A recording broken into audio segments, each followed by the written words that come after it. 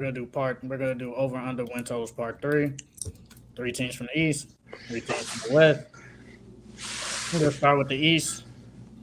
I'm gonna say the Bulls, 36.5 wins.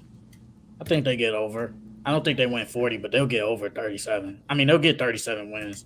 I think they're better than that. Yeah, he brought back the same team, but as long as you got Vucevic, DeRozan, Zach Levine, I think they can win 37. Patrick Williams, I think we've been waiting for him to take this step. A lot of people got high praise for Patrick Williams. Kobe White, he played really good last year, and I think with him now being the starting point guard, I think he should play better. But I think the Bulls are good enough. They won't. I'm not. I don't think they'll be like really good, but I think they're good enough to at least give me 37 wins. I'm going with the over too. Honestly, I think Chicago. I think even when Chicago they played bad, I think they're still like I think 35, 36 for them, 37 games. I think that's relatively low for Chicago. I get it though because they didn't perform well. They didn't work out. They didn't perform to the highest level that they should have. I mean, I think some people are going to go with the same narrative that because they didn't have Lonzo and prayers to Lonzo. I love to see you standing up or next to the pool, the one leg exercise. I ain't gonna hold you, even on good knees. That is not easy to do. That is you gonna sweat. You do it 5 times. He did that stuff, print. So I do believe that the Bulls win 37. And I like the Kobe White comment because I just follow Kobe White on Instagram.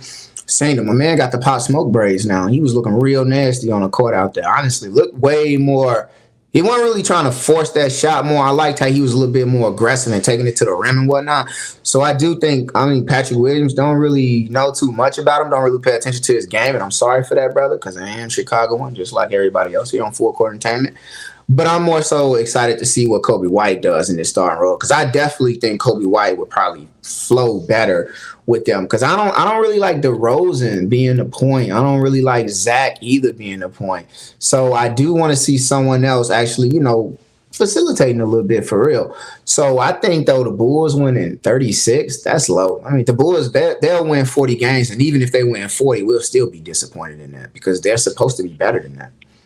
Kobe White will be the point guard, but he won't be the main guy handling the ball a lot. It'll definitely be like DeRozan. It'll definitely be DeRozan, Zach, and Kobe White.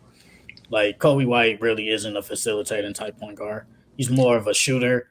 Like we've seen him. He can shoot off the dribble. He's a catch and shoot type of guy. But to basically be out there and be the point guard, like we saw it like a couple of years ago when he was the point guard, he wasn't really that good as the point guard.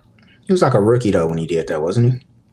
I mean, we saw it last year, not even the year before.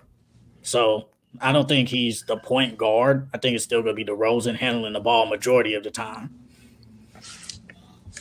So yeah, but Kobe White is good. He's decent. He's decent. All right, first team in the West, Mavericks, 44.5. I'm going over. I think they can get 45 wins. With Kyrie, I love the Mavericks. I love that they. I don't think they'll win a championship, but I like the additions of Seth Curry, Grant Williams. I like Derek Lively. It's gonna take him a minute, but I like Derek Lively. He's one of a shot blocking big. They're gonna waive JaVale McGee. They're gonna try and get somebody else. I hope they can get a Clint Capella because that's what they really need. A pick and roll big. You can go can run with a Luka and a Kyrie. Catch the lives, play good defense, rim protection. I like all that. I wish they would have got Matisse Thybulle, but they didn't get him. But I like the Mavericks. I like the additions they made. But so I think they're way better than last. I think they're better than last year, especially with now with Luka and Kyrie gonna have a full training camp together. And I hope they can stay healthy enough to play majority of this season because they definitely missed a lot of time down the stretch last because they didn't play a lot of games together. So I'm going over. I think they can definitely win 45 games. I think so. Just give me just a second, right quick, to pull his stat up on Luca. I need to see something. But I'm definitely going over. I'm definitely going over with Luca. I think it's very. That guy wins a lot of games, even on his own. So Luca played. He played 66 games last season. I mean, usually he plays a little bit more. So I mean, he missed a few at the end. But I mean, I had him on my fantasy team. It didn't feel like he missed much to me because it was Luca bust with me, and we was busting. So I think honestly they plugged up a lot of good holes. They haven't plugged up that main hole that I think they need, like a true big. And I don't know what they're gonna do with Christian Wood. So I don't think he comes back or not, or he's just floating in limbo. I don't think he signed with anybody. So situations like that, he usually takes some vet minimum. I don't think he a vet. He probably barely qualifies to be a vet. So he probably end up back there playing like 15, 20 minutes or something. He's not going back to the Mavericks. I guarantee that. Yeah. Ooh, clip that for the future. Predictive guesses. What players will land? So I'm still gonna go ahead and say that like the Mavs, they're good. 44 wins. I think they clear that easily. They clear that easily. You got Luca, Kyrie, you got Grant Williams, and they're gonna. I remember we had that little part with Ace went with I'd rather JaVale. It's like nah. And they still got the addition that you like Rashawn Holmes. I don't know if he's gonna actually get back to form, but I think he's still a good body, good lateral movement, something out there. So it's gonna. I'm very high on Dallas. I think they probably could finally. This might be the year they get past the second round. I don't know. Maybe they need to do something because Luka couldn't leave, so they need to be good. This is not the breaker. This is not the make or break year, but we getting there. I mean, but how old is Luka? Luka probably like 20, probably like 22, 23. I mean, so Luka. Let's pull up Luka age. Let's figure this out. Luka Doncic age. He's 24. Yeah, Luka's only 20. I'm not gonna hold you. I think like the clock is ticking, but I don't think it's anywhere near like that. Okay, what's taking so long? I think it's the same thing. Like, how old was Giannis and LeBron when they got their first ring? So I think it's the same. Even Jokic, like 28, just got his first. LeBron wasn't even in his prime really but he left though. That's what I'm saying. He left. Giannis is just one of them that he wants to stay. Everybody's different, obviously. Yeah, I'm saying though. So like when it comes to people putting these clocks on these players about man, you gotta win. Like I don't think that clock. You really need to start worrying about that clock until like maybe 27, 29, somewhere within that range. Like if you get one before 30, like I think you're right on pace. So I don't really think. I think the Mavs are doing something. I think when you say that, like my thoughts immediately go to like they showed that they were willing to do what it takes to get somebody. I think like it showed like it was great that they went for Kyrie because like at the time when they got Kyrie, I remember me saying along with a lot of other people was they wasted. That was a bad trade. It was a rental. You tried to pull a Kawhi rental. He ain't coming back. He going to LA. And it turns out I'm wrong. Just a few other, me and the small minority, I was wrong. We were wrong that Kyrie stayed. They paid him. He didn't go to LA. And you get these additions of these other players. So I think they have shown that like Luka, like we're all in. We're here for you, bro. Be here for us. And he's 24. They had no choice but to pay Kyrie though. I mean, they had no choice. I mean, nothing. You always have a choice, you know. No, you have a choice, bro. You had no choice because. After you basically tank on purpose. You trade for Kyrie because you let go of Spencer Dinwiddie and Dorian Finney-Smith. You basically gave away your best defender because their defense was really bad. Like when Kyrie got there, and then if he walks, now you're screwed. Now you got nothing. So you have no choice but to give this man his money, and you got to make Luka happy because all of Luka's career, y'all haven't gotten him nothing. Outside of Porzingis, y'all haven't really surrounded him with a good team. No, and we all know a lot of free agents don't go to Dallas.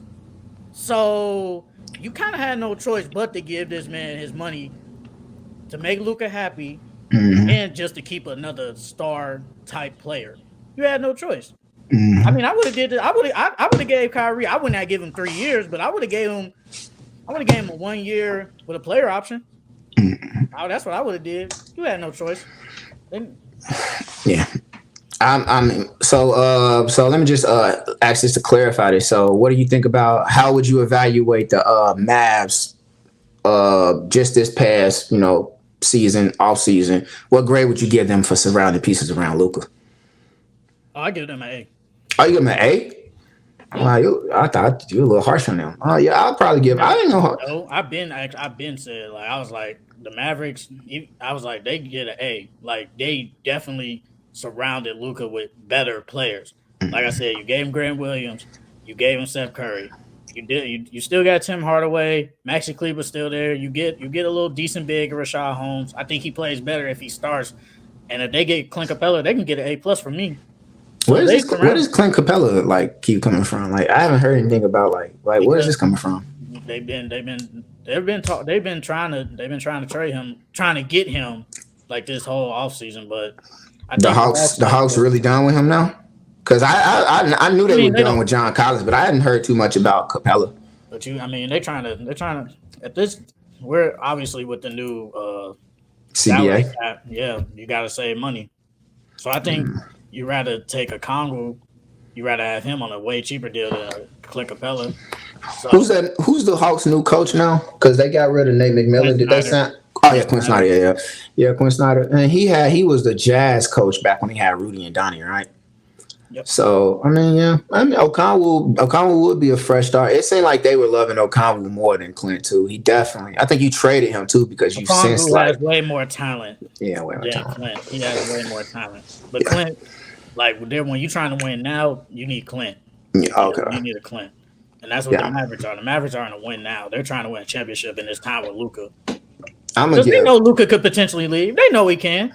If you don't win in like these next like probably 3 years, he can leave. He can, and especially with player empowerment, Luka can ask out. So you got to try to win. You got to try to surround him with players that fit with him. And Clint Capella fits with a Luka and a Kyrie. I'm not gonna hold you. I understand. I agree with you saying. I definitely understand it 100%. But I do think though. I'm gonna just say this to not take too long on it. I give the Mavs a B plus on their offseason moves. I'm not in love with Rashawn Holmes. I'm not in love with the guy, and I do think that you guys can still make a few moves to get. You could find a better big than that. I think honestly, you could have did some type of signing trade with Christian Woods to get something back out there. So I do think like they could have done a few more things that could have definitely helped the roster. But I think though when I think about like Luca asking out at maybe 27, 28, I don't see it. I don't see it. I don't see it because when I think about like these great international players, it seems that they're definitely like they love ball, but the cultural difference to me is kind of like they don't really ask out, they don't really leave, they really be like super loyal to their teams. Like I can't think of a superstar international player like of his caliber, their caliber that's like I want to leave. I don't want to be here. Like I'm gonna ask out. Even like right now, Joel, like Joel was there so long, and even though they were like trust the process, it's just now emerging that like he might leave Philly. So it's like you don't really hear too much about these international players leaving. You know what the difference is? All them Tell me. players, all these superstar players have good teams. Yeah, but they haven't. I mean, only one of them But won. they're good Well, teams. two of them won, But they and have really good teams, though. That's the really, difference. really good teams. I mean, but I The can't. Mavericks at this time, well, outside of I don't know what's going to happen this year, but before this year, the Mavericks really never had good teams. Yeah, They had some decent, okay teams, but not good teams. I mean, Giannis because a really good team. Jokic has a really good team. Giannis mm-hmm, always had a good team with Middleton. Even when Eric Bledsoe was there, their teams were still really good. Luka mm-hmm. never had that, and you can say now it's probably still not. Them teams still not better than all them other teams. So Yeah, so for me, it's just like I get when you say that. Like I definitely get that. I understand it. Like, but I keeping everything in hindsight, memory wise, I remember when Giannis had that really good team, and it was concerns and talks that he's leaving, he's going to Miami, he's out of there, he's done. And he stayed committed. Like that team was good, and people were like, "Man, you gotta get out of here. You'll never win with Milwaukee. You gotta go to either Lakers or you gotta either go to the Heat." And he stayed. He stayed committed. So, shoot, I get what you're saying, but like, those rumors about he might leave after this. I think those are just rumors. I think those rumors are gonna float all the time with players of that caliber. So I I'm believe gonna in rumors because what are they gonna be in the next 2-3 years? All who. them good players gonna leave. I mean, but it's a growing, it's a game. It's not a stagnant, slow game. Every year they draft new players. So I don't know. I'm gonna hold on to like my think that international players that are loyal to their organizations, they don't leave, they don't axe out. So what's the I next wouldn't team? act out if I had a good team too. I wouldn't Yeah, act out either. All right, next team. Uh, I'm gonna say Cleveland Cavaliers, 50.5. 50.5. Oh, that went up. That's easy over. That's That's under. over. That's under. I'm going under.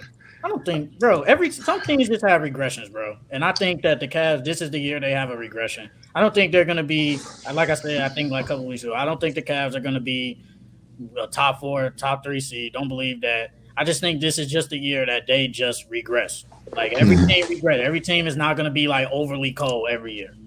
So I'm just going to go with Donovan Mitchell. He still has a good year. Darius Garland, he has a good year. I think Evan Mobley takes another step this year. They did. They did make some. They did. They did what they were supposed to do. They signed a Max Strus, a good 3-point shooter. He's small, but he's a good 3-point shooter. You got George Niang. You resigned Karis LeVert. Yes, I agree with that. But to say they will win 50 games again, I don't believe they win 50. I think they can win at least 48, 49 wins, but not 50. I'm not going with 50 again. I mean, that's a very very small regression. Honestly, that's probably just losing a few buzzer beater games right there.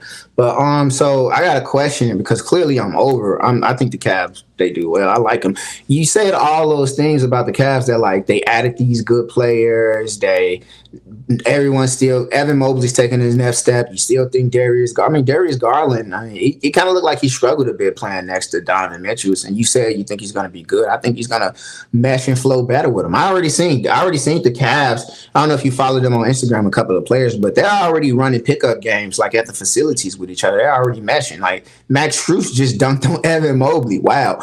But it's like if you got all these Cavs players playing better and you like their offseason moves, what's the regression that's going to cause them to not win those games? That like why?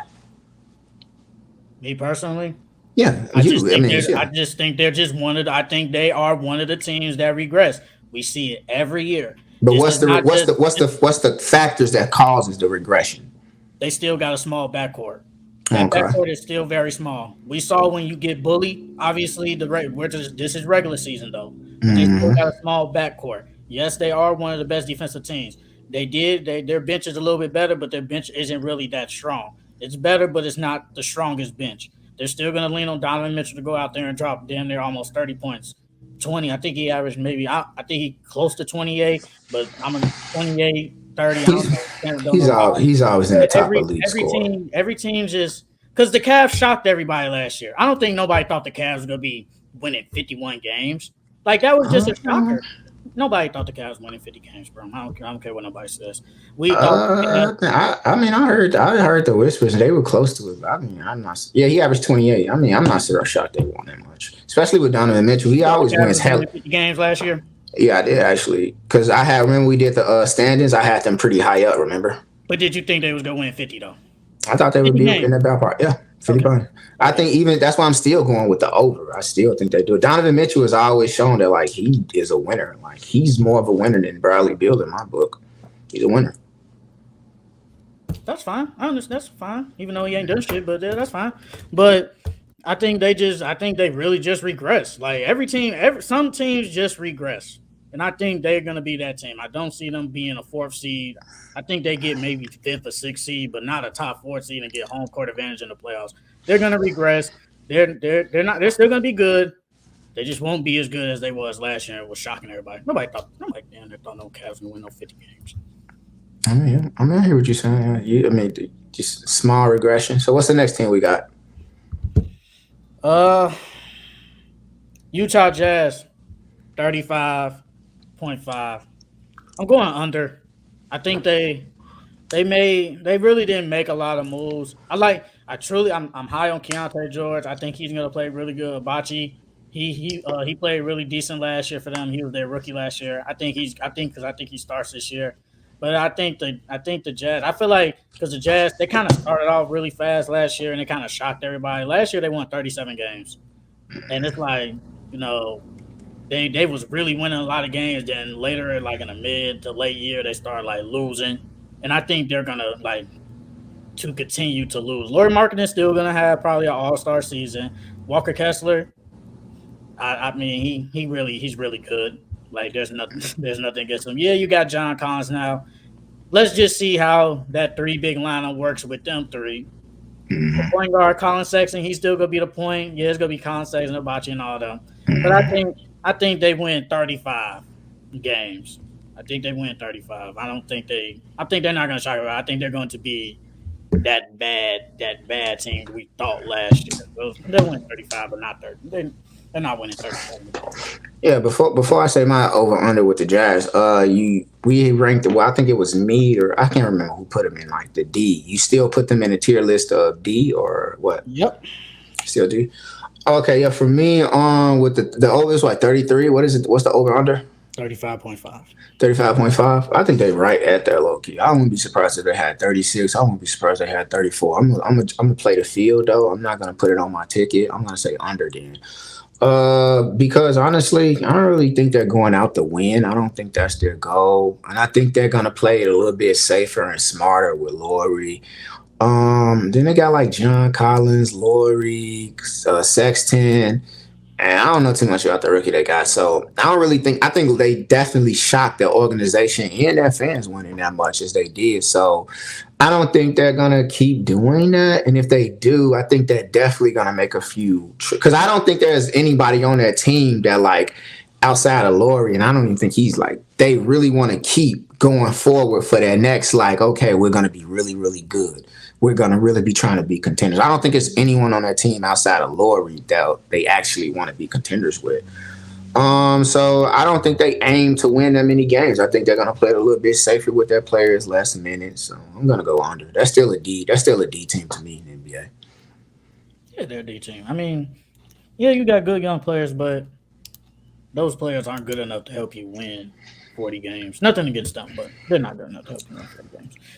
All right, next team, last team in the East, Pistons, 27.5. I'm only gonna say over only because I think they went 28. Honestly, the only reason I say that is because I think Cade stays healthy this year. Cade is their best player.